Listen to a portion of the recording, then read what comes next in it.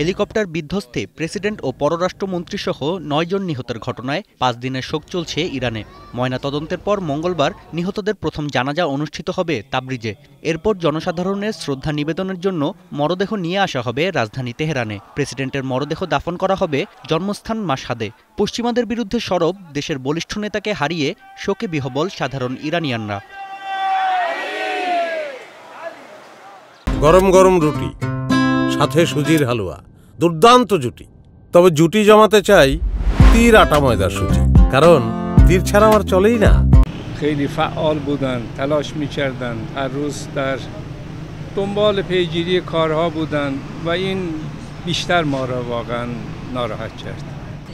من فکر نمی‌کنم که الان تو این مقطع که هستیم تهدید خارجی بتونه برای ما مسئله ایجاد کنه، کما اینکه باز هم ইব্রাহিম রাইসির মৃত্যুর খবর নিশ্চিতের পর দেশটির অন্তর্বর্তীকালীন প্রেসিডেন্ট হিসেবে ফার্স্ট ভাইস প্রেসিডেন্ট মোহাম্মদ মোকবেরকে নিয়োগ দিয়েছেন ইরানের সর্বোচ্চ নেতা আয়াতুল্লাহ আলী খামিনি। ১৪ বছর ধরে দেশটির বিনিয়োগ তহবিল সেতাদ এর প্রধান ছিলেন তিনি। ৫০ দিনের মধ্যে নতুন প্রেসিডেন্ট নির্বাচন দেওয়ার বাধ্যবাধকতা রয়েছে। পররাষ্ট্র মন্ত্রণালয়ে দায়িত্ব দেওয়া হয়েছে ভারপ্রাপ্ত পররাষ্ট্রমন্ত্রী আলী বাঘেরিকে। কোনো হেলিকপ্টারে যান্ত্রিক গোলযোগ হলে প্রথম কাজ বাহনটিকে উড়ন্ত রাখা, দ্বিতীয়ত কন্ট্রোল রুমের সঙ্গে যোগাযোগ স্থাপন করা।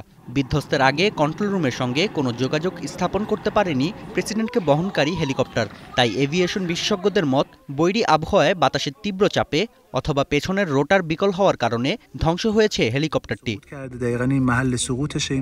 রোববার ইরানের পূর্ব আজারবাইজান প্রদেশের দুর্গম অঞ্চলে বিধ্বস্ত হয় প্রেসিডেন্টকে বহনকারী হেলিকপ্টার। ১৮ ঘণ্টা তল্লাশি শেষে নিশ্চিত হয় প্রেসিডেন্ট ও পররাষ্ট্রমন্ত্রীর মৃত্যু। নাফি আরমান মনন, এখন বিশ্ব।